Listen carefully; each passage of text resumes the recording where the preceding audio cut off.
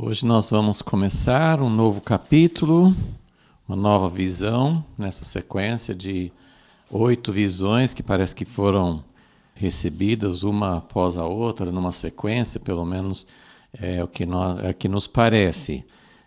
A gente gostaria de ter uma visão, e Zacarias recebeu 8 de uma vez, assim, numa sequência, numa mesma noite, parece. Então nós temos visto 5 dessas 8, agora vamos começar a sexta visão, que está no capítulo 5 de Zacarias. Vamos pedir a ajuda de Deus para que, com mais um passo, com certeza essas visões foram dadas como um conjunto, são várias palavras, várias mensagens que Zacarias recebeu nesse tempo de reconstrução da casa de Deus. Então, nós queremos também entender o que Deus estava querendo falar. E, acima de tudo, nós queremos conhecer o próprio Deus. A vida eterna é conhecer a Deus e a Jesus que Ele enviou. E nós queremos conhecer o plano dEle, queremos conhecer seus propósitos para nós hoje. Mas, acima de tudo, nós queremos saber mais sobre quem é o próprio Deus. Então, vamos orar, vamos pedir que o Senhor nos ilumine, que nós possamos ter um conhecimento de Deus e do seu plano para nós. Senhor, muito obrigado por tua palavra, obrigado por tua fidelidade, obrigado pela maneira como o Senhor tem trabalhado durante toda a história. Aprendemos muito sobre quem o Senhor é, nós temos uma vantagem sobre aqueles que viram, que começaram a caminhar com o Senhor há tanto tempo.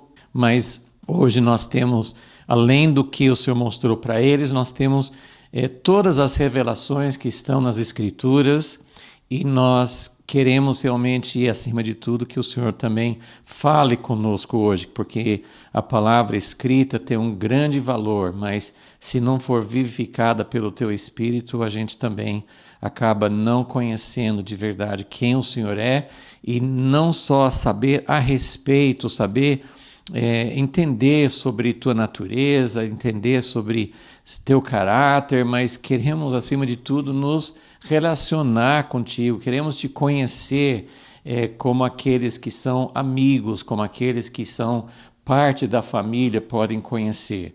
Senhor, ajuda-nos, Senhor, abre a tua palavra, abre o nosso coração nesta manhã, pedimos isso em nome de Jesus. Amém. Muito bem, então nós vamos só lembrar que nessas 5 visões que nós já estudamos, eu não vou repetir ou revisar cada uma delas, mas só assim falando no geral, as primeiras 3 visões deram um panorama, deram um vislumbre do final, o final do plano de Deus, como que vai ser. Então, quando nós estamos num determinado passo, uma parte do plano de Deus, às vezes o alvo final, para onde Deus está caminhando, nem sempre fica muito claro. Nós temos tradições, nós temos a ideia, Jesus vai voltar, alguns acham que vai nos levar para o céu, outros que ele vem para estabelecer um reino na terra, mas mesmo seja de uma forma ou de outra, nós pensamos no final de tudo, que Deus vai julgar, vai mandar uns para o inferno, outros para o céu, estar com Ele. Mas o que Deus realmente quer? O que Deus pretende fazer? Então o povo estava nesse ponto da história que estamos estudando, tinham voltado da Babilônia e estavam com essa incumbência, esse encargo de reconstruir o templo, era o primeiro passo, reconstruir o templo. Mas o que significava a reconstrução do templo no plano de Deus? Para que reconstruir o templo? Isso fazia parte de algo muito mais glorioso. Então, tanto Ageu quanto Zacarias, esses 2 profetas desse período, eles receberam de Deus e mostraram para o povo uma visão gloriosa. O que ia acontecer com essa casa no final de tudo? E nós podemos chamar isso do reino de Deus. A casa de Deus é um passo para o reino de Deus. A casa de Deus não é só para ser um memorial, não é só para ser um lugar para cultuá-lo, para servi-lo, para seguir alguns rituais, seja no Antigo Testamento, ou seja agora na Nova Aliança. A casa de Deus é o que o termo significa, um lugar para ele habitar. Agora, ele vem habitar com o seu povo, ele vem habitar na terra para estabelecer um reino. Ele não vai criar uma pequena ilha, um pequeno jardim do Éden no meio de uma terra totalmente destruída, devastada, sem a glória e cumprir o propósito de Deus de revelar Deus por meio da natureza. E hoje a terra está cheia de pessoas, da humanidade. Então, o que Deus vai fazer com essa terra? O que Deus vai fazer para estabelecer seu reino? Então, essas visões, elas têm uma abrangência muito maior do que o povo de Israel e a casa de Deus em Jerusalém. Nós vemos em todas essas visões sempre olhando para o futuro, olhando para algo muito mais glorioso, muito mais amplo do que Deus escolheu um povo e uma pequenininha nação, pequenininha terra, uma cidade, ele fazia ali seu templo, tinha um objetivo de realmente trazer o reino de Deus, a paz de Deus, a glória de Deus para toda a terra. Então, as primeiras 3 visões, elas mostram como Deus vai restaurar a nação de Israel, como Deus vai derrotar todos os inimigos que querem impedir a restauração, impedir a construção da casa. Tinha inimigos naquela época, tem inimigos hoje, mas Deus estava prometendo: vou restaurar, vou abençoar, vou fazer com que você seja uma nação muito próspera, abençoada. Mas ele mostra esse objetivo final de trazer a sua glória e o seu reino para toda a terra. E depois das primeiras 3 visões, nós temos 2 bem específicas, uma para Josué, no capítulo 3, e uma para Zorobabel, no capítulo 4, mostrando como Deus iria capacitar e qualificar esses 2 líderes para poderem, de fato, reconstruir a casa de Deus e fazer esse trabalho de restauração. Então, as roupas sujas de Josué e a incapacidade, a pequenez de Zorobabel, as grandes barreiras, as montanhas na frente dele. Então, Deus deu essas 2 visões para mostrar que, ainda que eles fossem desqualificados, sujos, impuros, impotentes, pequenos demais, Deus iria qualificá-los e capacitá-los para fazer esse trabalho que, na verdade, seria do próprio Deus. O trabalho de Deus, para Deus ia fazer a obra usando esses instrumentos fracos.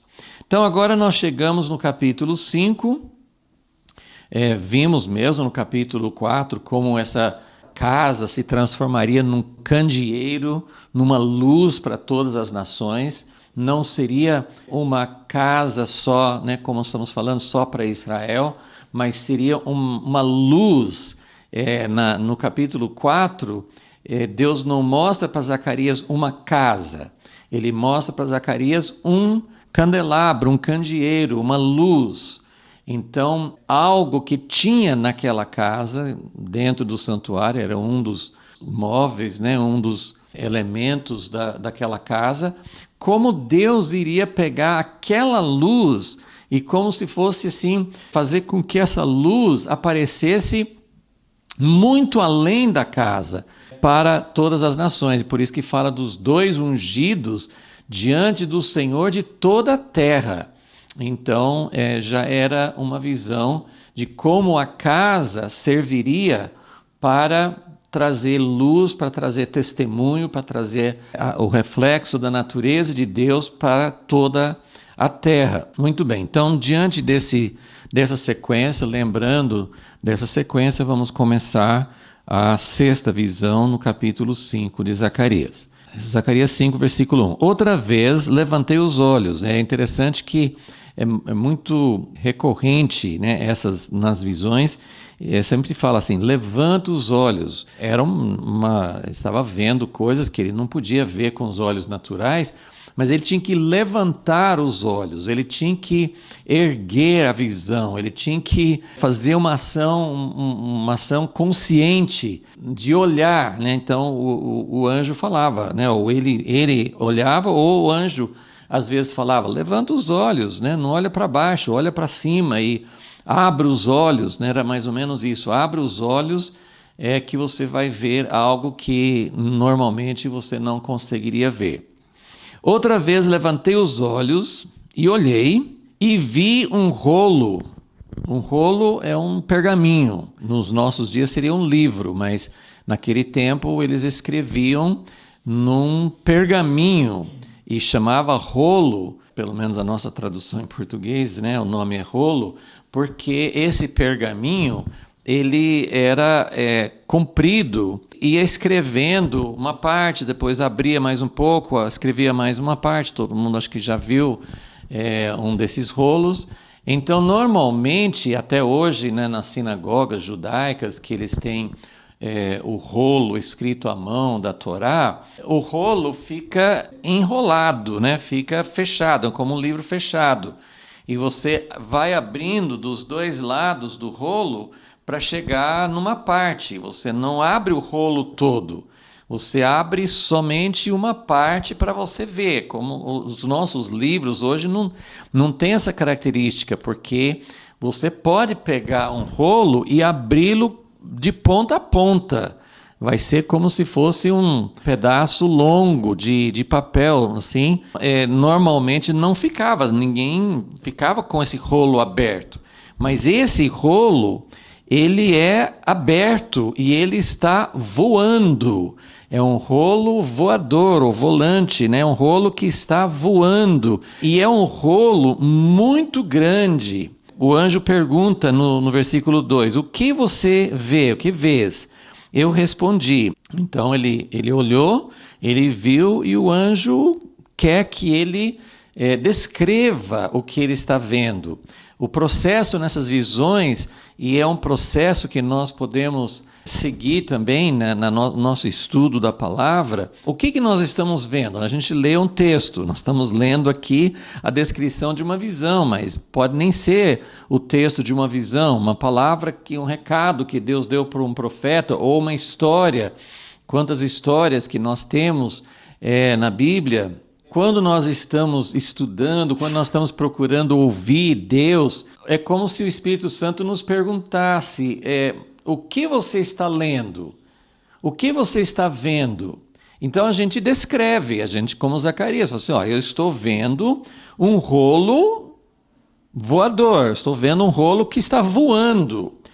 E esse rolo, não sei exatamente como o Zacarias podia saber as dimensões, mas ele viu e acho que tinha as informações, porque só de olhar acho que ele não ia conseguir tirar essas medidas, mas ele olhando na visão, ele pôde ver as medidas, que tem 20 côvados de comprimento e 10 de largura. Então, normalmente, o rolo ele podia ser bem comprido, mas ele não era muito largo. Esse rolo ele tem uma dimensão muito grande. Quer dizer, é grande para um rolo, né? 20 côvados e 10, assim, é mais ou menos 10 metros por 5, mais ou menos, o côvado seria talvez menos de 50 centímetros cada, assim, então seria... mas vamos arredondar só para ter uma ideia, assim, 10 metros de comprimento e 5 de largura. Então, era algo que assim, não podia ser assim, numa altura muito grande, que mesmo nessas dimensões fosse muito, muito alto, né, muito longe do espectador, ele não ia conseguir ver, mas de alguma maneira esse rolo ele tem uma dimensão para dizer assim, isso aqui é bem grande para todo mundo ver. Então, é como nós vimos em Apocalipse 10, assim, o anjo tinha um livro aberto. Se é um livro fechado, como em Apocalipse 5, era um rolo naquele tempo também, né? Mas se era um rolo selado, fechado, então significa que contém informações misteriosas, secretas, coisas que né, em Apocalipse 5 o apóstolo João ficava lá chorando porque ninguém podia abrir, ninguém tinha a dignidade, tinha a autoridade para abrir aquele rolo.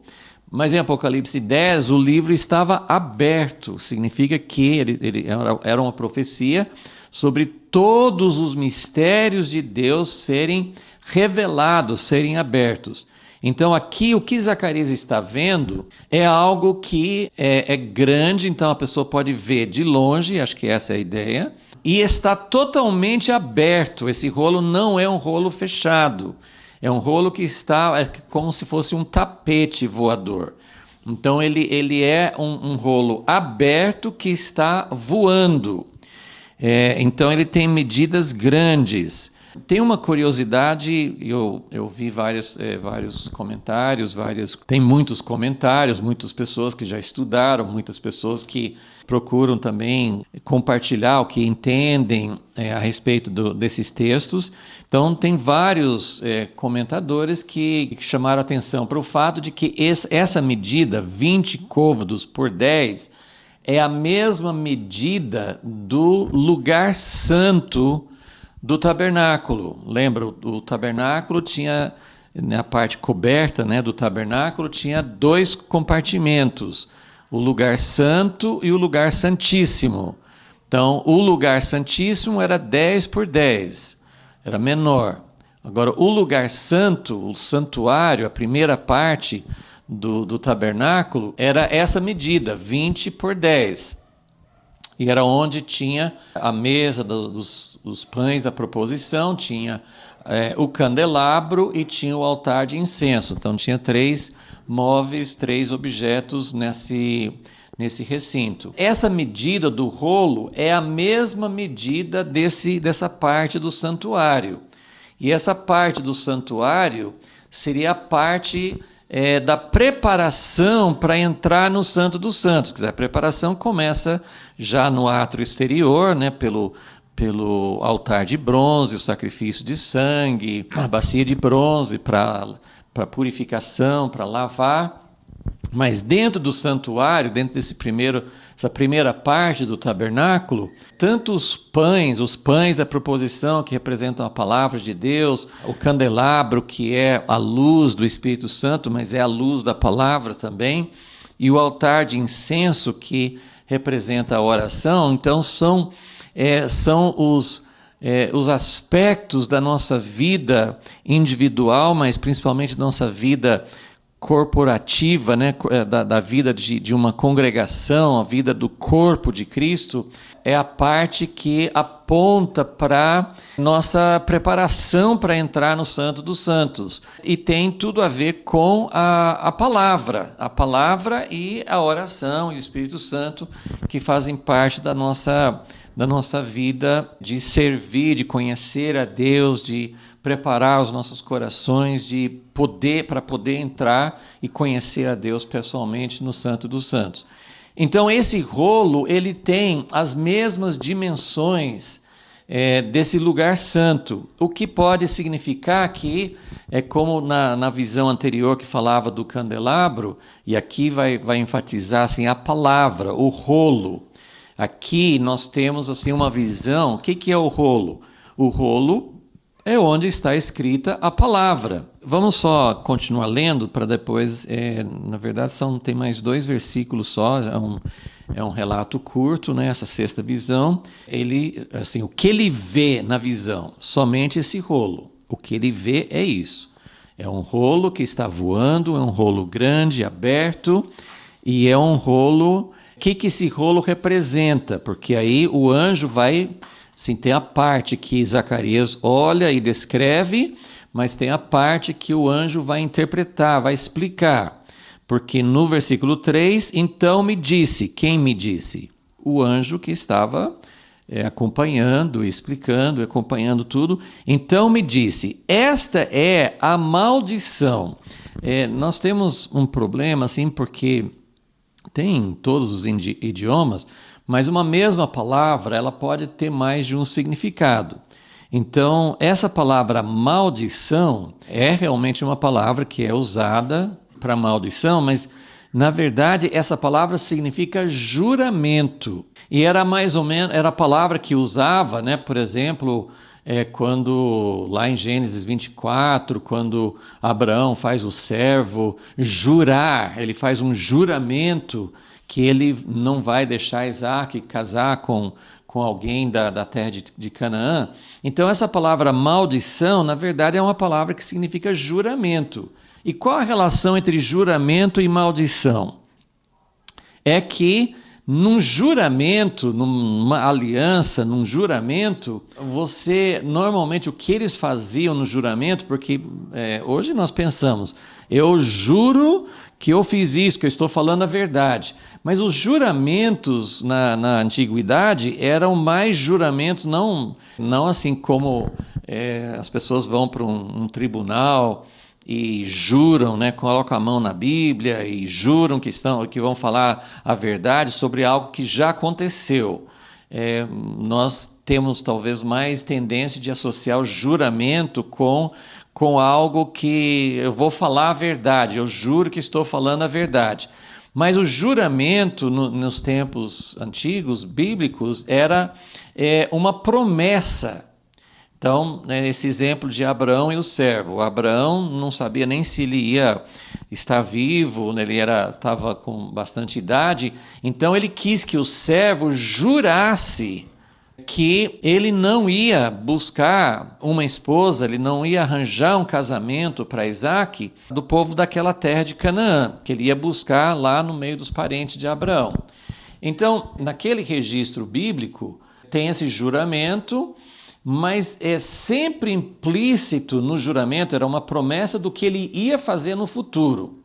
Mas essa promessa, esse juramento bíblico, ele sempre trazia uma consequência. Vamos pensar num outro exemplo bíblico, que era entre Davi e Jonatas. Então os dois fizeram uma aliança, até por iniciativa de Jonatas.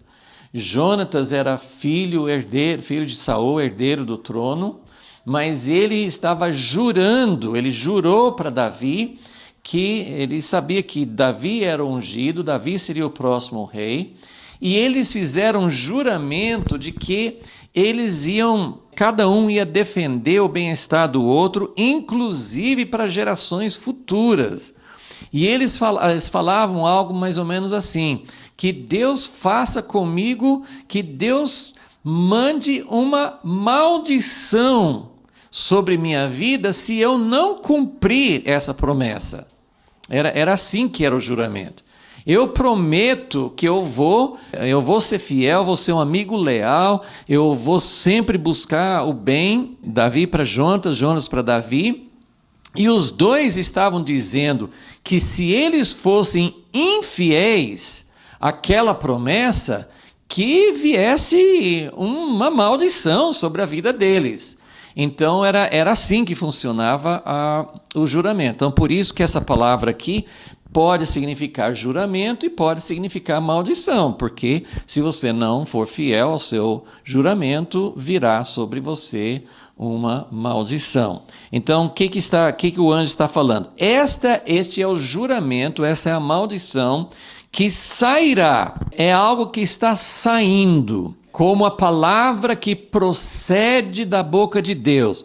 Essa maldição, esse juramento, essa palavra que tem consequências sérias, é uma palavra que está saindo da boca de Deus. Então, este é o juramento, essa é a palavra séria que está saindo da boca de Deus pela face de toda a terra, porque é um rolo voador, é um rolo que está voando.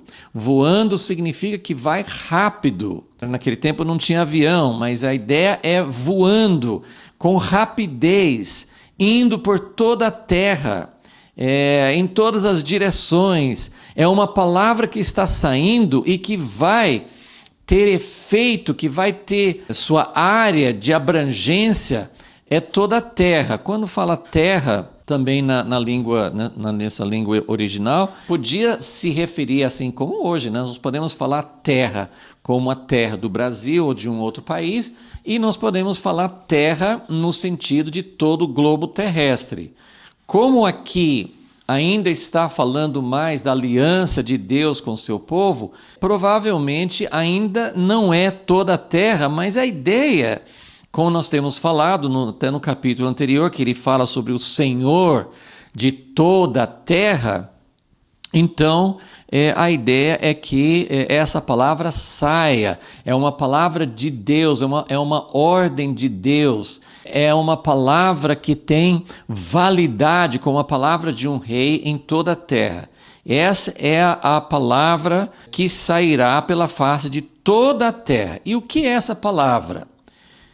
Então, ele cita aqui, eu creio, ele não fala que isso aqui é uma amostra, mas eu acho que a ideia mais provável, esse rolo grande, provavelmente estava representando como se fossem as tábuas da lei, as tábuas de pedra dos 10 mandamentos. Ele cita 2 mandamentos aqui, mas provavelmente esses 2 mandamentos são representativos, porque ele até fala sobre de um lado e de outro. Esse rolo, que normalmente era escrito só de um lado, ele fala dos 2 lados. Então ele fala, essa é eu vou usar a palavra, essa é a palavra, a ordem de Deus, que sairá pela face de toda a terra. Pois, e o que é essa palavra e o que vai ser a consequência dela?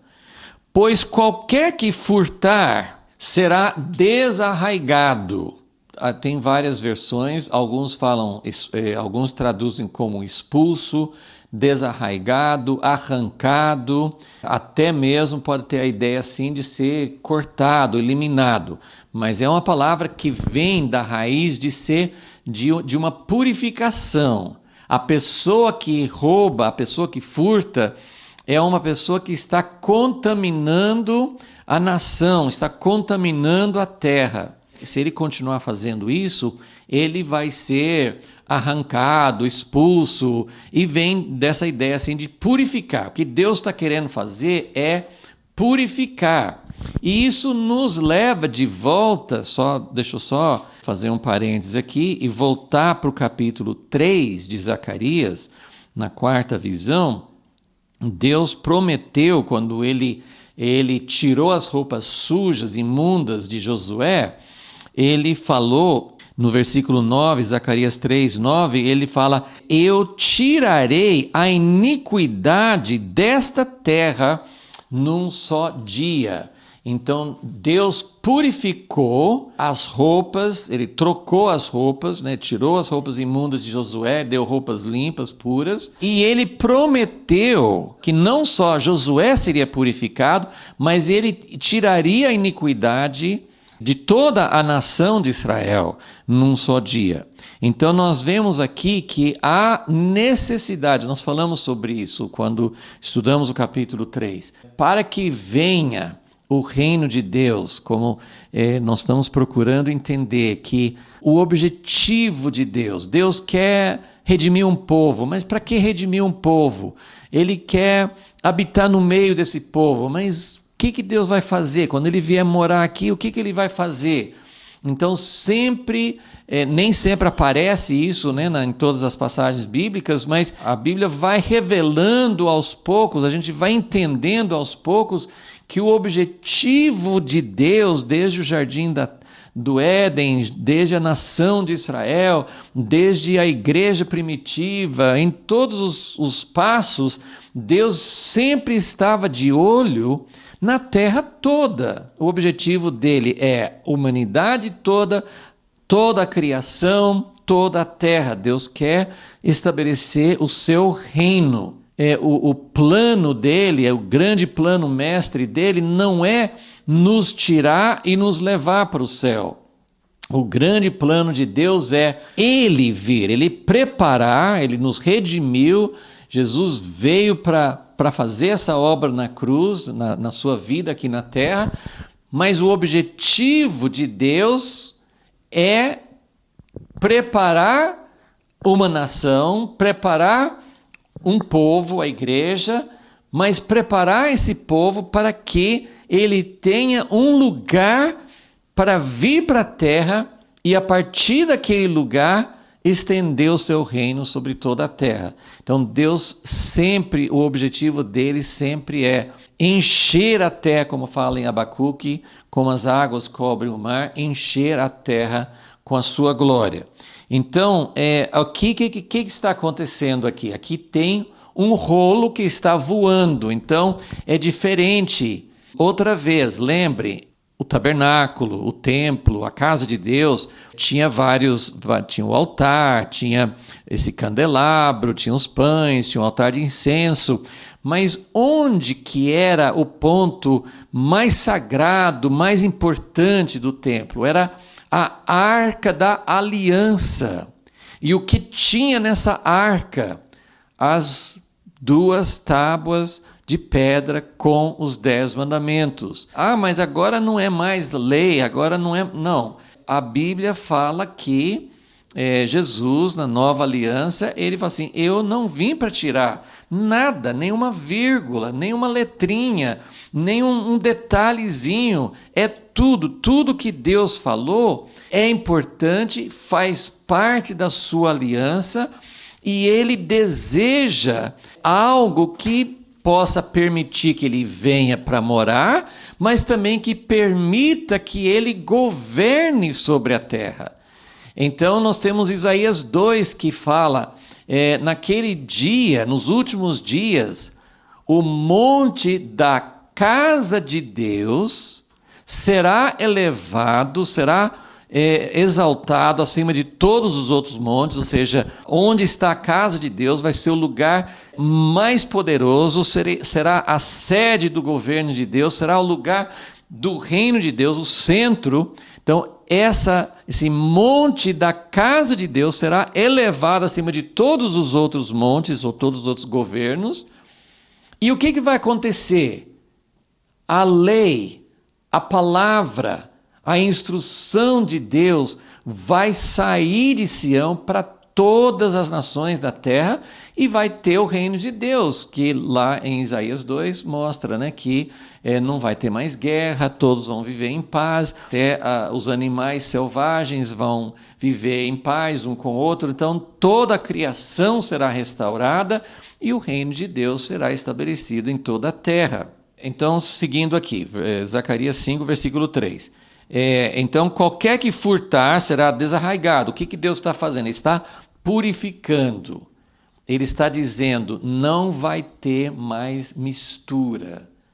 O povo de Deus não vai ser mais um lugar onde alguns servem, alguns são santos em parte, mas mesmo os melhores, né, mesmo o sacerdote está com vestes sujas, é uma mistura, tem gente que não ama a Deus, que não é fiel a Deus. Então, nós temos isso durante toda a história antes de Jesus, depois de Jesus, a história da igreja sempre mistura, sempre nós temos essa situação em que Deus revela o que Ele quer, mas nem todos seguem, e mesmo os que seguem parcialmente. Então, veja o que está sendo falado aqui. Olha, qualquer que furtar vai ser desarraigado, conforme a maldição, conforme o juramento, conforme a palavra.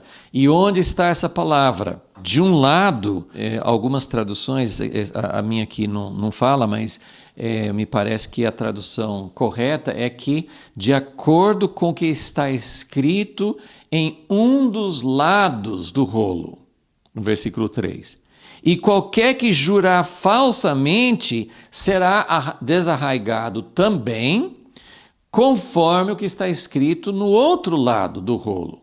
Então isso remete realmente a essa ideia dos dois lados do rolo, nos faz lembrar realmente das 2 tábuas de pedra que estavam escritas com o dedo de Deus dos 2 lados. Foram escolhidos, Deus escolheu falar aqui de 2 mandamentos: não roubar, que era o 8º mandamento, e não jurar falsamente. Algumas pessoas ligam esse jurar falsamente com o 3º mandamento: não tomarás o nome do Senhor teu Deus em vão. Pode ter esse significado, mas o jurar falsamente aqui não explica, né? Assim, jurar falsamente, assim, eu fazer uma aliança, por exemplo, com o próprio Deus. E eu falo assim: juro, Deus, eu vou ser fiel a ti, de hoje em diante, né, como os votos de um casamento. Né? O casal fala assim: eu serei fiel até que a morte nos separe. E quantas vezes esses votos não são cumpridos. Então, podem ser votos feitos a Deus, juramentos feitos a Deus, mas muitas vezes, né, acho que em muitos lugares nas Escrituras, nós encontramos essa ideia de jurar falsamente um ao outro. E é assim, é mentir. E hoje nós vivemos num tempo em que, nos lugares onde mais pensaríamos ter verdade, nós temos mentiras. Né? Nós temos mentiras ou nós temos notícias falsas, assim, não só a partir de uma publicação, um jornal, na internet você encontra de tudo, mas assim, nos lugares onde você mais esperaria encontrar a verdade, hoje nós não temos a verdade, nós temos muitas mentiras das pessoas que são governantes, das pessoas que são líderes religiosos, nós temos mentiras, juramentos, até como ninguém consegue acreditar. Jesus falou assim que a nossa palavra nem deveria precisar de juramento. Seja sua palavra sim, sim, não, não. Se você falar uma coisa, que seja verdadeiro, não precisa jurar. Quando você não jura, tudo vale, mas quando jura, aí tem que ser verdade. Mas hoje nem com juramento, as pessoas vão para esses tribunais, quando tem julgamentos, né, de pessoas e tem testemunhas, as pessoas vão lá e juram falar a verdade, nada além da verdade, não pode mentir em nada e testemunham. Muitas e muitas vezes os testemunhos são totalmente falsos. Então, o que Deus está falando aqui seriam 2 dos 10 mandamentos, né? Esse juramento pode se referir ao 3º mandamento, de não tomar o nome de Deus em vão. Você jura por Deus, mas jura por Deus mentindo, né? Então você está tomando o nome de Deus em vão. Ou um dos mandamentos também era não mentirás, né? Então a mentira, o juramento falso é a relação entre pessoas. Assim, alguns acham que assim, esses 2 mandamentos, o furtar seria a nossa relação com o próximo e jurar falsamente seria a nossa relação com Deus. Mas eu vejo que esse aqui talvez até tenha mais a ver com nossa relação com o próximo, porque tanto o roubar, e o roubar não é você arrombar uma casa ou roubar um carro, mas seria agir com desonestidade, você agir deixando uma pessoa no prejuízo, é você agir de tal forma, às vezes nem é contra uma pessoa, mas você agir com desonestidade, você pode agir de muitas maneiras que prejudica o seu próximo, o patrão que paga menos do que deve, ele está roubando, ele está tirando aquilo que seria do direito de alguém. Se você empresta com juros altos, você está roubando. Enfim, tem muitas maneiras de roubar, de tirar aquilo que deveria ser dado, e tem jeito de roubar de Deus também, né? O que ele está falando assim, é que todas as pessoas que furtam e todas as pessoas que juram falsamente serão purificados. E aí no versículo 4 ele vai explicar isso mais, né? A minha tradução aqui fala eu atrarei, mas na verdade assim, essa palavra eu vou fazer essa palavra sair. Então, essa palavra sair é a palavra que procede da boca de Deus. O que Deus está falando aqui? Que a palavra dele não vai mais ser uma palavra sem resultado. A palavra de Deus hoje, ela está sendo banalizada, ela não tem peso, ela não tem, as pessoas não respeitam. É como pais ou governantes ou professores que falam, ninguém liga porque não tem consequência, a impunidade, a falta de saber se Deus realmente está falando ou não. Então nós temos o cenário, o contexto aqui é que a palavra de Deus será restaurada. Não é que a palavra de Deus, ela nunca foi corrompida. A palavra que é de Deus, ela é pura. E nós corrompemos porque nós misturamos outras coisas ou nós falamos que Deus está falando quando Ele não está falando. Os profetas falavam muito sobre isso. Jeremias 23, por exemplo, Deus fala em termos muito sérios, severos, sobre os profetas que falam as coisas e não veio de Deus coisa nenhuma. Então, essa visão, no meu entendimento, é uma visão que fala da palavra de Deus voltar a ser respeitada, da palavra de Deus voltar a ter poder, porque nós é que contaminamos a palavra de Deus, nós é que não seguimos, então a palavra de Deus, ela aparentemente não tem efeito. Como não vem castigo de Deus imediatamente quando nós deixamos de cumprir, quando nós deixamos de dar atenção à palavra de Deus, na maioria das vezes não acontece nada, pelo menos de forma imediata. E sabemos que isso não é verdade, porque um dia vai ter a colheita, né? Tudo que é semeado, né, a pessoa que semeou vai colher. Mas aparentemente, como Pedro fala na sua epístola, assim, as pessoas falam assim, não vai acontecer nada, não vai acabar o mundo, não vai ter consequência, porque aparentemente as pessoas aprontam as coisas piores possíveis e se saem bem, né? Os homens que agem, as pessoas que agem com má fé, as pessoas que são desonestas, as pessoas que são corruptas, elas têm alguns julgamentos, tem algumas pessoas que acabam sendo descobertas e julgadas e punidas, mas a maioria não. Mesmo quando a pessoa é julgada, muitas vezes ela nem é punida ou ela sai achando que, né, não teve consequência séria nenhuma. Então, o que Deus está falando aqui olha, a casa de Deus, vocês estão reconstruindo a casa de Deus. Lembra, tudo aqui, nesse tempo de história, nesse tempo que nós estamos estudando, tudo gira em torno da casa de Deus. Eles saíram da Babilônia, Deus permitiu que eles voltassem para reconstruir a casa de Deus. E Ageu falou duro com eles. Quando eles pararam de construir, Ageu falou, vocês estão errados, vocês não vão ser abençoados, vai perder, vocês vão perder tudo, porque vocês não estão focando na construção da casa de Deus. E isso é verdade até hoje.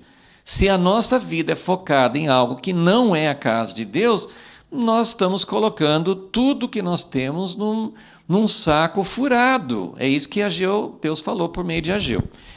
Então, aqui ele está falando sobre o que vai acontecer quando a casa de Deus for construída. Qual o objetivo? No capítulo anterior nós vimos, vai ter uma luz, vai ter testemunhas, vai ter pessoas ungidas para transmitir a luz de Deus para todas as nações. E aqui ele está falando, olha, a minha palavra, eu vou fazer a minha palavra sair. Versículo 4, eu a farei sair. Então Deus está dizendo, agora tem um tempo, né? A grande pergunta é quando que isso vai acontecer. O que Zacarias viu nessas visões não aconteceu ainda. Nós não tivemos essas testemunhas como no capítulo 4. Nós não temos um candeeiro que está demonstrando a luz de Deus para todas as nações. Não temos. A luz está muito contaminada, tem saído um testemunho, mas muitas vezes um testemunho muito contaminada, muito misturada. Então, mas Deus está falando, um dia vai sair. As duas oliveiras vão dar o azeite e a luz vai sair. E aqui ele está falando, olha, a minha palavra, ela vai sair. E o que vai acontecer? Ele está dizendo, seriam dois aspectos representativos. Quem está roubando e quem está mentindo vai ter consequências. E quais são essas consequências? No versículo 3 ele fala, vai ser desarraigado, vai ser arrancado de lá, Deus vai purificar o seu povo. Então, no versículo 4, ele fala assim, eu vou fazer essa palavra sair, diz o Senhor dos Exércitos, e eu a farei entrar na casa. Olha que coisa interessante, porque aqui ele não está dizendo que ele vai instituir um sistema de fiscais, um sistema de juízes, um sistema que as pessoas, né, se você está roubando, alguém vai pegar você no flagrante e vai te julgar. Não, aqui está dizendo que a palavra de Deus vai sair de tal maneira que vai entrar dentro da casa da pessoa. Não é se ela permite, não é se ela aceita. Nesse momento, nessa situação que Deus está descrevendo, a palavra de Deus vai entrar na casa do ladrão, vai entrar na casa daquele que jura falsamente pelo meu nome. Ela, a palavra, vai permanecer no meio dessa casa, da casa dessas pessoas, e a consumirá. O que vai consumir? A casa. Vai consumir a casa da pessoa, juntamente com sua madeira e com as suas pedras. Ou seja, essa expressão, consumir a casa com sua madeira e suas pedras, era uma expressão, assim, tem um paralelo que era usado assim, quando uma casa tinha uma contaminação. Em Levítico 14 descreve isso, que tinha as pessoas que tinham lepra, mas tinha casas que tinham um tipo de uma praga nas paredes. Então eles tentavam fazer um processo de purificação, mas se não desse certo, para eliminar aquela praga que podia espalhar e contaminar muitas casas e as pessoas lá dentro, eles tinham que demolir aquela casa com sua madeira e as suas pedras e levar para longe e queimar tudo. Então, a palavra de Deus vai ter esse tipo de efeito. Ok? Então, o que nós estamos vendo nessa visão? Nós estamos vendo um tempo em que a palavra de Deus ela não vai ser banalizada. Ela não vai ser uma palavra, se você quiser aceitar. Nós estamos vivendo nessa época e Deus quis assim. O fato de hoje as pessoas, nós mesmos, não sermos julgados quando nós cometemos atos de infidelidade, quando nós somos infiéis a Deus, esse fato não significa que a palavra não é válida. Significa que nós estamos vivendo num tempo em que essas consequências não aparecem na hora, mas elas vão aparecer um dia. Então, só rapidamente para a gente poder entender essa ideia. Quando Deus deu, eu não vou ter tempo de examinar, de ler esses textos, mas quando Deus deu a lei para seu povo, a lei tinha embutido na lei, tinha muitas consequências. Deus sempre falava, se vocês não guardarem minha lei, se vocês não guardarem minha aliança, vai ter consequências sérias. E a gente tem aqueles capítulos como Levítico 26, como Deuteronômio 28, tem aqueles capítulos que falam de todas as consequências. Se vocês obedecerem a minha lei, os meus mandamentos, os meus preceitos, vocês vão ser um povo abençoado. E no final ia ter essa maravilha de Deus vir e ser e habitar no meio do seu povo e ser realmente um povo abençoado com a presença de Deus. Mas se vocês não obedecerem, aí tinha assim uma lista longa de consequências. A gente sempre faz referência a isso, inclusive assim, porque Deus, ele não é um Deus assim que quebrou, transgrediu, fez uma vez, já acabou, não tem mais chance. Ele fala assim, tem vários níveis, né?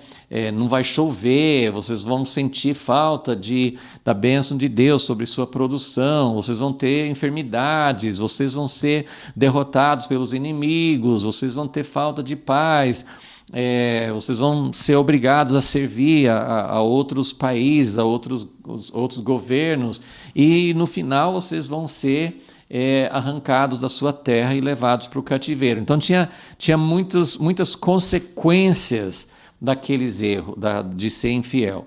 Mas isso não era uma coisa que acontecia imediatamente.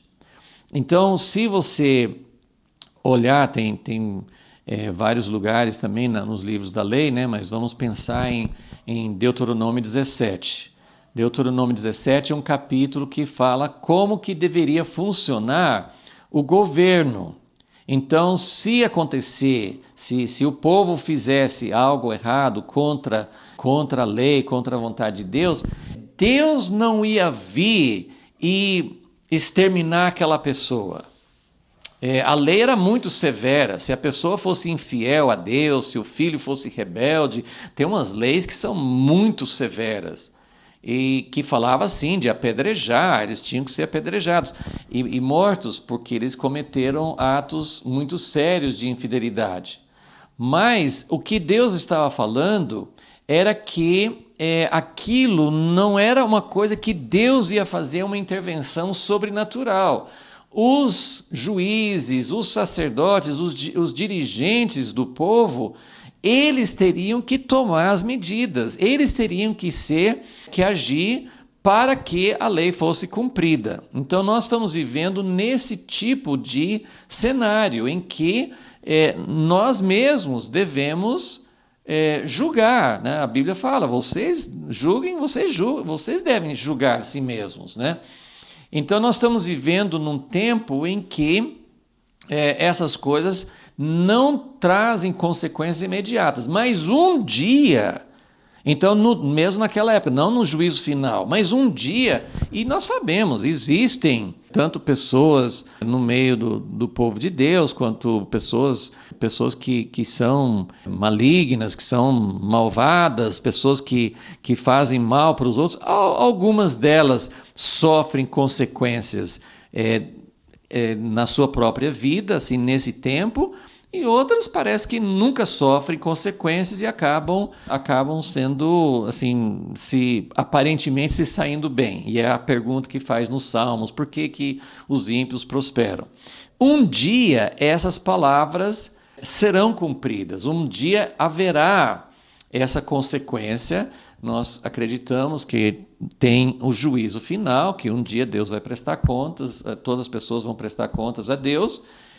Deus vai exigir, né, uma prestação de contas, mas antes do juízo final, antes da intervenção final de Deus, tem um tempo em que a palavra de Deus terá um efeito mais rápido. E o que a gente sempre lembra como um exemplo disso, mas tinha assim, por exemplo, no tempo de Davi, ele trouxe a arca num carro de boi, e aquele moço pôs a mão na arca e foi fulminado ali na hora. Então, existem alguns exemplos de um juízo que acontece rapidamente. No Novo Testamento, nós temos o exemplo de Ananias e Safira, que mentiram para Deus, né? Como se estivessem jurando falsamente. Sim, nós vendemos uma propriedade e nós trouxemos todo o dinheiro aqui para servir, para ser doado para quem precisa, né? E Pedro ainda deu uma chance. É mesmo, vocês venderam, portanto, e eles mentiram. Então, houve um juízo imediato. Eu não sei como isso vai ser, porque muitas dessas profecias que nós estamos vendo aqui, outras profecias no livro de Isaías e outros profetas, tem muitas profecias que serão para um tempo futuro, cumprirão, como Isaías 2, essa profecia vai se cumprir quando Jesus vier, segunda vez, e implantar seu reino. Não é algo que vai acontecer antes da vinda de Jesus. Eu não sei dizer, a Bíblia não mostra exatamente essa linha, quando que, a partir desse momento, está falando depois da segunda vinda, mas antes, aqui é antes. Nós não temos essa clareza nas profecias. Tem algumas coisas que a gente sabe, não, isso vai acontecer antes. Quando que vai ter o testemunho das duas oliveiras que fala em Apocalipse 11? É antes. Porque Apocalipse 11 é bem claro sobre isso. Quando que essa palavra que Deus revelou para Zacarias, quando que a palavra dele vai sair e vai gerar um resultado imediato, vai entrar na casa de alguém e vai começar a trazer consequências na vida daquela pessoa, daquela família? Nós não sabemos quando que vai acontecer isso. Sabemos que tem as profecias de que Deus vai reinar sobre a terra. Deus promete enviar, e nós vamos falar em outras ocasiões, nós vamos falar sobre essas profecias que tem dentro de Zacarias, sobre o renovo, sobre o Messias que veio a primeira vez, o Messias que virá a segunda vez. Nós temos tantas profecias que falam que esse Messias, né, Isaías 11, esse servo de Deus, ele vai julgar a terra. Isso não aconteceu na primeira vinda. Leia lá em Isaías 11, Isaías 42, né, tantas profecias sobre o renovo, sobre o servo, sobre o ungido, sobre aquele que virá. Alguém vai reinar, sentar no trono de Davi, vai julgar com justiça. Isso não é só na época em que todo mundo é salvo, todo mundo está assim, que ali só tem quem foi redimido, quem creu, quem nasceu de novo. A Bíblia fala sobre um rei que vai julgar no tempo em que tem gente que é justo e tem gente que é injusto. Ele fala, ele vai julgar. Acho que vale a pena a gente ler, porque assim, e é interessante que nessas profecias, tanto eu estou pensando nessas duas, né, de Isaías 11 e depois de Isaías 42, são profecias que falam das duas fases, dos dois tempos do Messias, o tempo que ele veio na primeira vinda e do tempo na segunda vinda. Porque ele fala, vamos ver, Isaías 11, versículo 1, do tronco de Jessé, que era o pai de Davi, brotará um rebento, das suas raízes um renovo frutificará.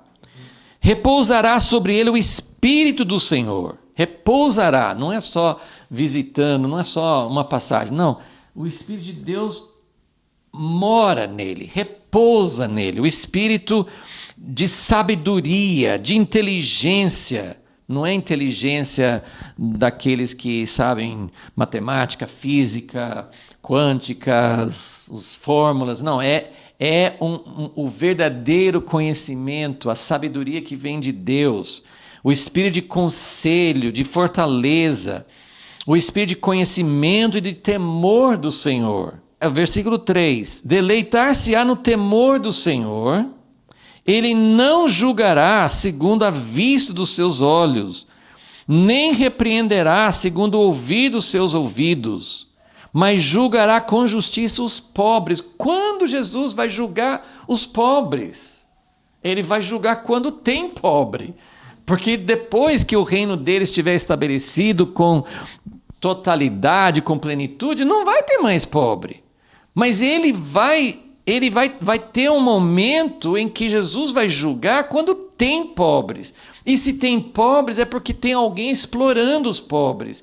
Se tem desigualdade, é porque tem alguém que está agindo com injustiça. E ele fala, ele não vai julgar segundo a vista dos seus olhos, não repreenderá segundo o ouvir de seus ouvidos. Quantas coisas na política hoje, já ouviu falar alguma coisa, já age em cima, mas é mentira ou é parcial. Jesus não vai ser parcial. Jesus não vai escutar uma testemunha falsa. Jesus não vai acreditar numa notícia distorcida. Jesus não vai julgar segundo o ouvido, nem a aparência, nem aquilo que ele mesmo está vendo. Puxa, mas parece que fulano agiu certo e o outro agiu errado, mas muitas vezes é aparência, a aparência engana. Então Jesus, que tem os olhos de fogo, ele vai penetrar nos corações, ele vai ver aquilo que é errado e ele vai julgar com justiça. Isso não é maravilhoso? Você não anseia por isso? Quantas notícias que você ouve de alguém que foi assassinado, que alguém que foi estuprado, alguém que foi assim, injustiçado, e depois a pessoa que fez aquilo não é julgado. Não tem justiça. E a Bíblia está falando, vai ter um renovo, vai ter alguém que vai sair da descendência de Davi, com sabedoria, com temor de Deus, com mansidão. Ele não vai julgar segundo os seus ouvidos, segundo os seus olhos. Versículo 4, ele vai julgar com justiça os pobres, repreenderá com equidade até os mansos da terra, ele vai repreender. Os mansos da terra, mas ele vai repreender, você está errado nisso. Mas aí fala, ferirá a terra com a vara da sua boca, e com o sopro dos seus lábios matará o ímpio. A justiça será o cinto dos seus lombos, a verdade o cinto dos seus rins. Vire rapidamente para Isaías 42, versículo 1, que fala assim, aqui está o meu servo, a quem sustenho, Deus sustenta. O meu eleito, em quem a minha alma tem prazer. Porei o meu espírito sobre ele, e justiça produzirá entre as nações. Na primeira vinda, Jesus não estabeleceu justiça, ele sofreu injustiça. Jesus foi injustiçado. Então a primeira vinda não foi essa época. Mas a Bíblia, olha aqui, fala, Isaías 42, agora versículo 2. Ele não clamará. Em que tempo que ele não clamará? Na primeira vinda. Não clamará, não se exaltará, nem fará ouvir a sua voz na praça. Ele não grita, ele não impõe. Ele é manso, ele é humilde. A cana ferida, versículo 3, não quebrará, não apagará o pavio que fumega. Então esse é o tempo em que a palavra de Deus já saiu, mas não está tendo consequências imediatas.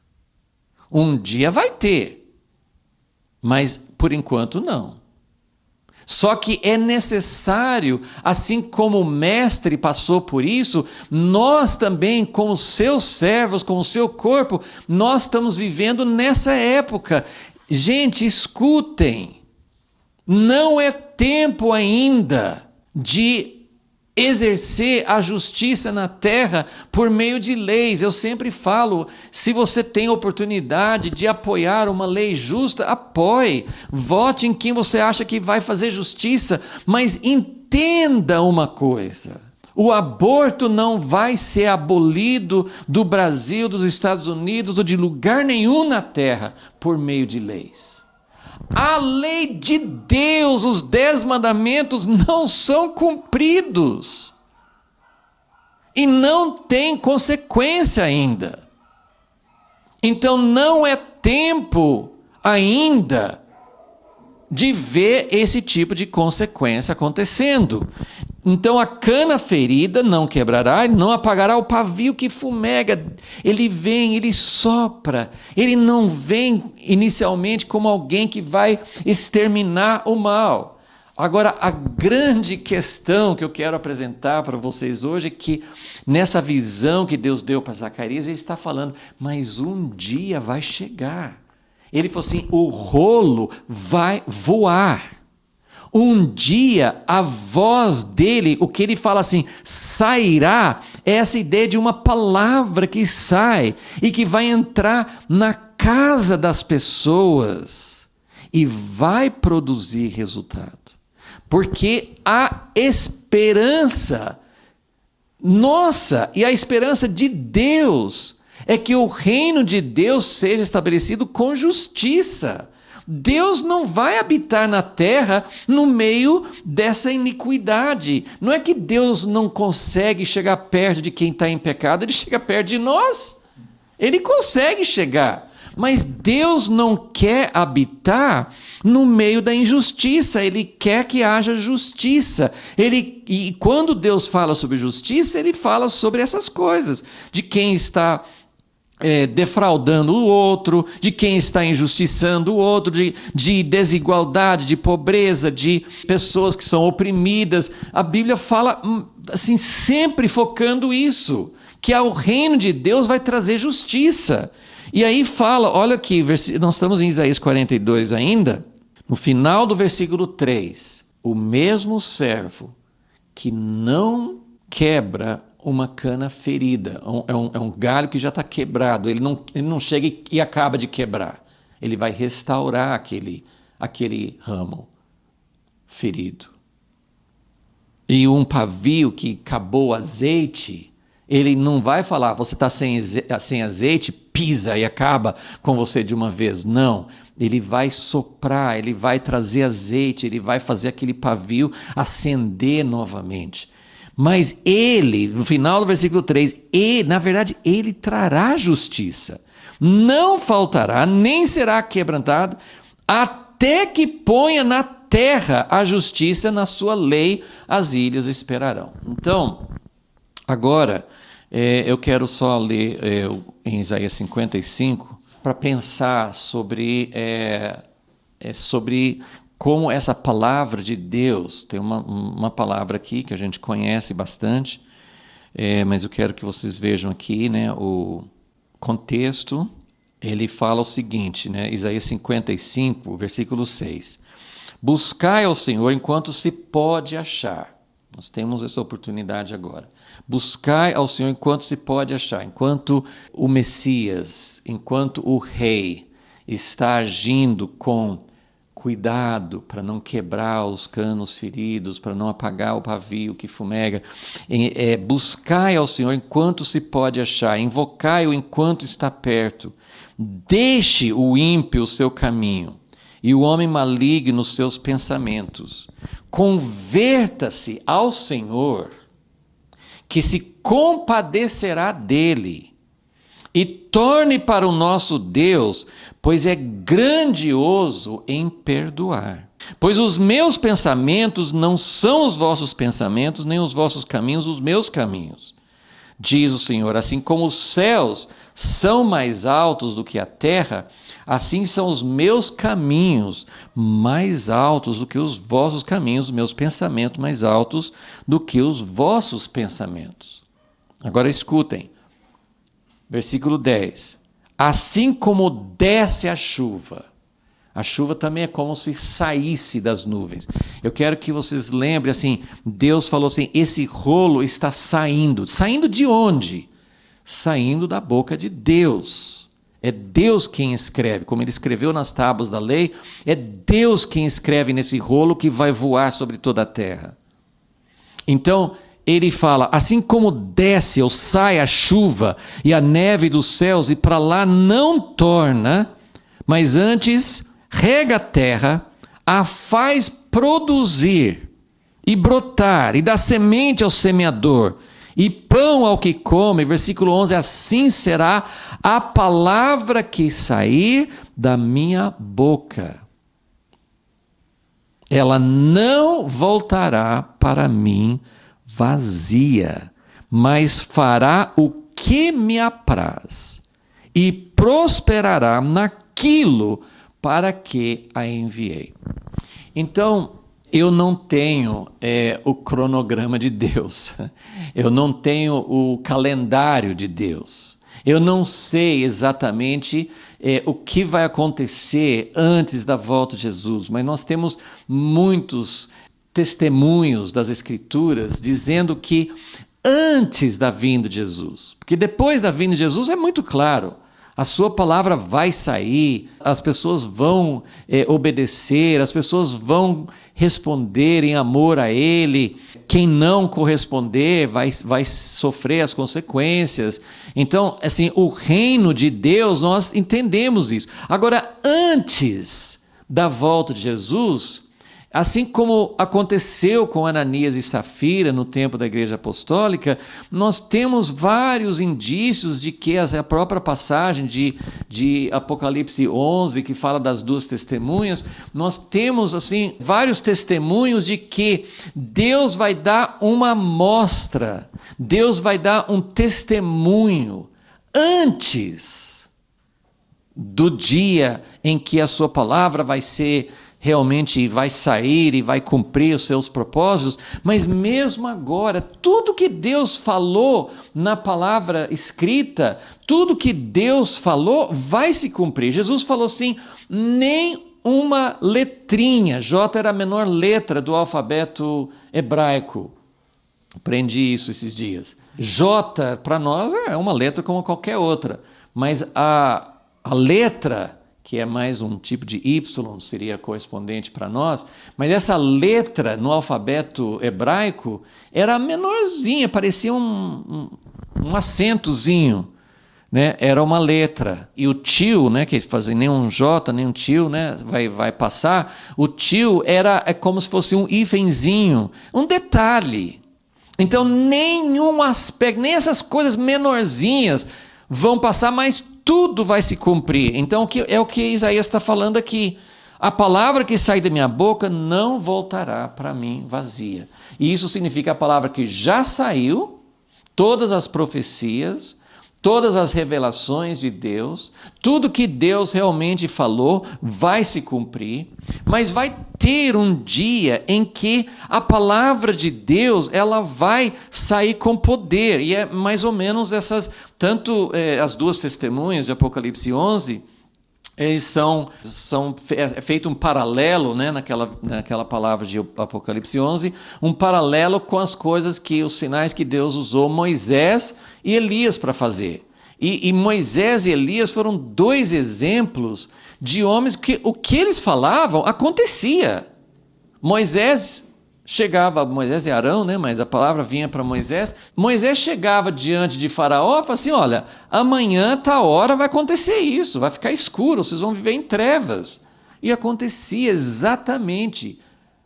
Elias chegou para Acabe e falou assim, não vai chover. Enquanto Deus não falar comigo que vai chover novamente, não vai chover.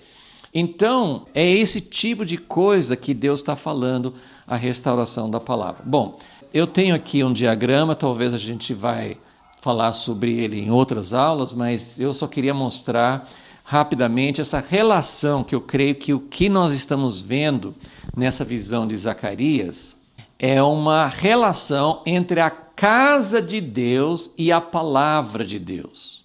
Então vamos pegar Zacarias 4, que nós já estudamos.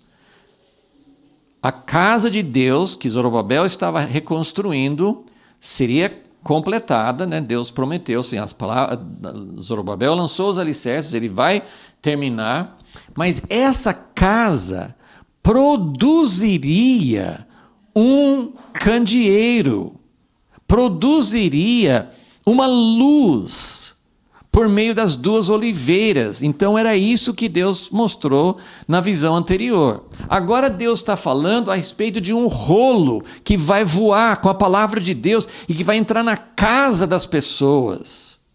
Então eu queria mostrar aqui essa relação. Então só acompanhem, tem que olhar uma foto ou uma...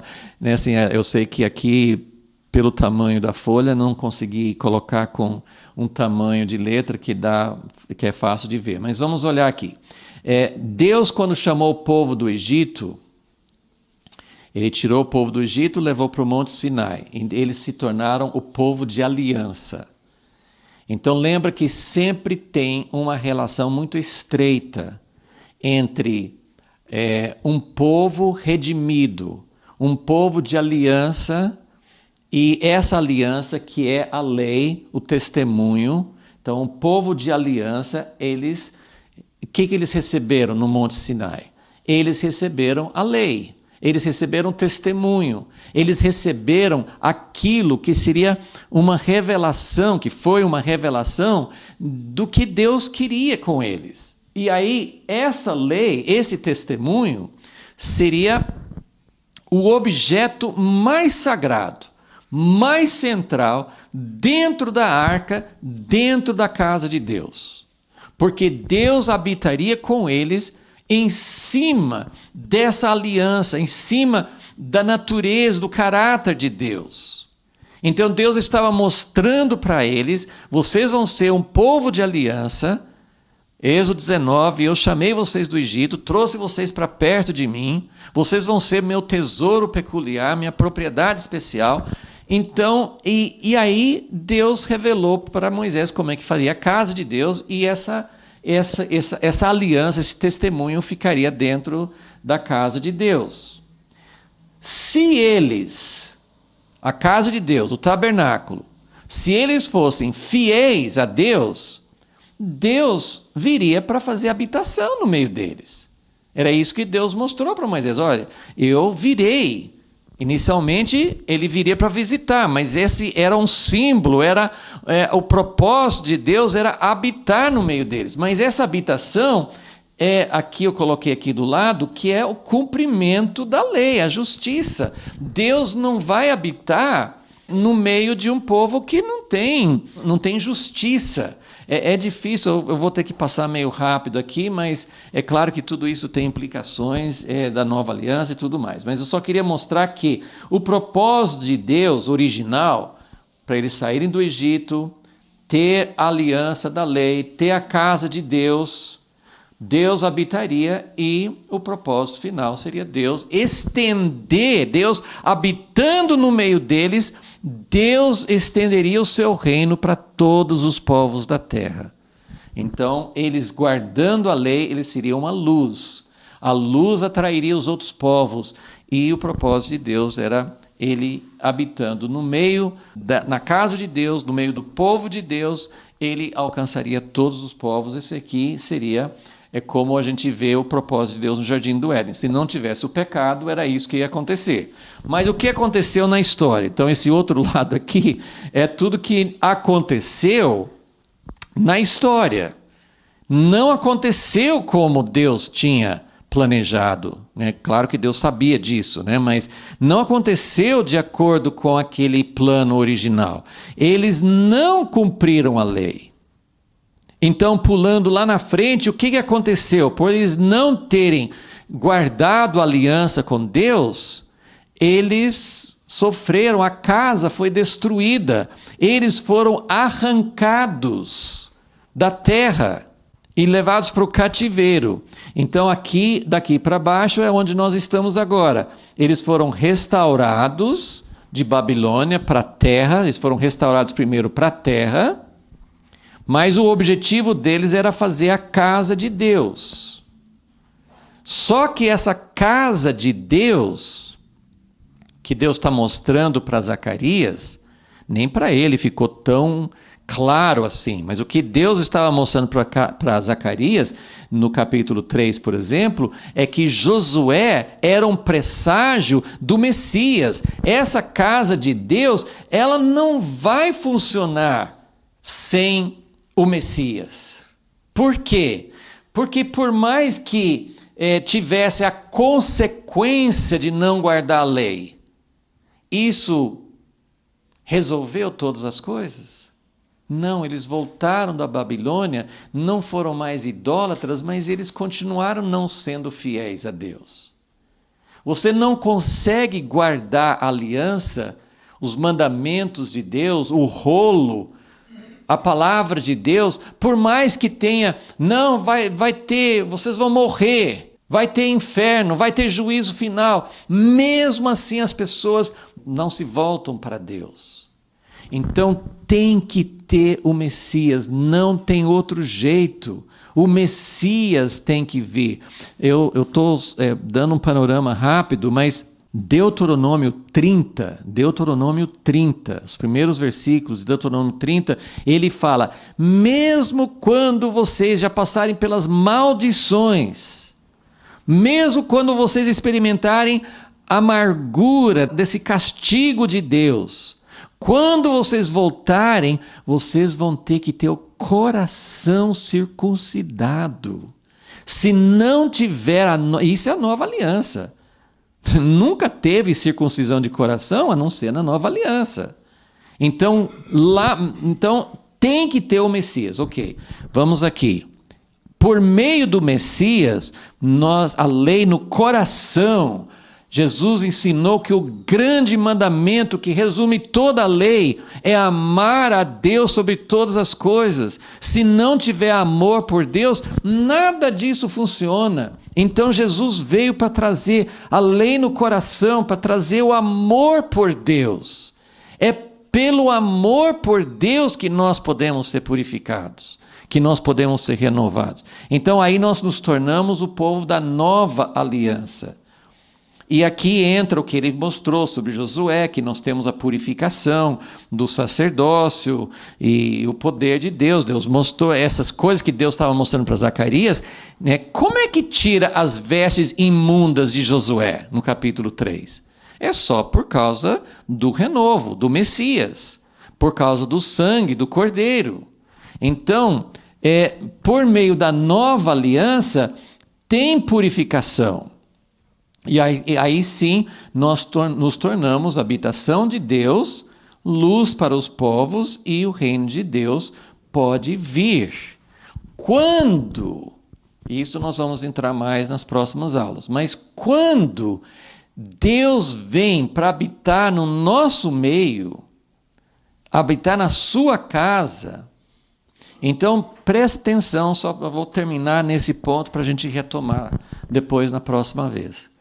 Mas quando Deus vem para habitar, não só para visitar, quando Deus vem para habitar, essa habitação plena é com Jesus, a segunda vinda.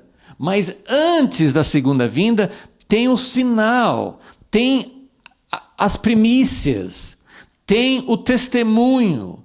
Algo vai acontecer antes da volta de Jesus que vai mostrar uma pequena amostragem de como vai ser, e porque antes de Deus julgar o mundo, antes de ter essa palavra que vai ter consequência, antes de Jesus ferir os ímpios com o sopro da sua boca, ele precisa antes purificar a gente, a casa dele.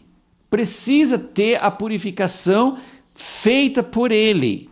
Então, tem que ter purificação para Deus habitar conosco, para sermos uma luz para as nações, e aí, quando Jesus voltar, tem o reino de Deus sobre a terra, e Jesus vai purificar a terra. E nós não sabemos como é que vai ser, mas me parece que vai levar 1000 anos para purificar a terra. Mas, para isso, o que nós estamos lendo nessa visão de Zacarias, ele está falando: a minha palavra vai ser restaurada.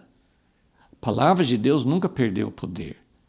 Mas nós misturamos a palavra de Deus com palavras humanas.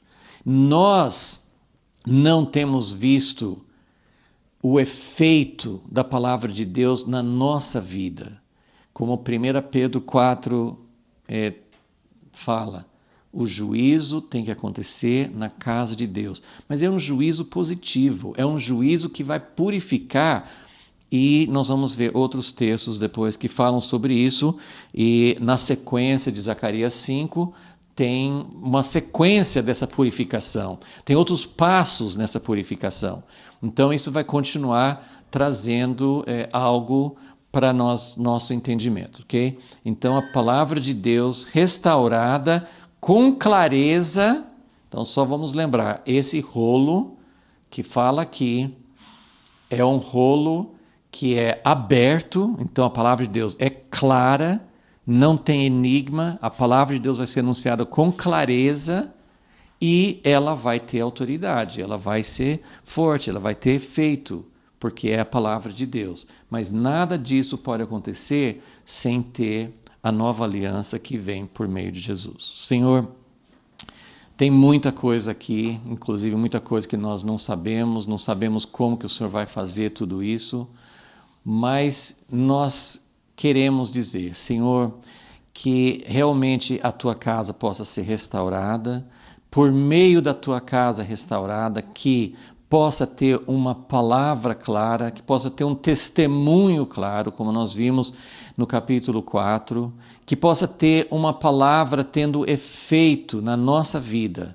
que a tua palavra seja restaurada e que tenha poder em nós, dentro do nosso coração, antes que seja a hora também de ser espalhada para todas as nações. Pedimos isso e te agradecemos por teu plano tão grandioso e porque o Senhor está cuidando das canas feridas sem quebrar, está cuidando dos pavios fumegantes, está agindo na tua mansidão para corrigir a nossa vida, para nos trazer para perto de ti.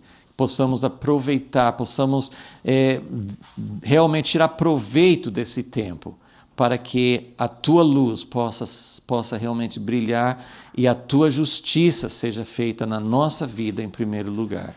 Te agradecemos por tudo isso em nome de Jesus. Amém.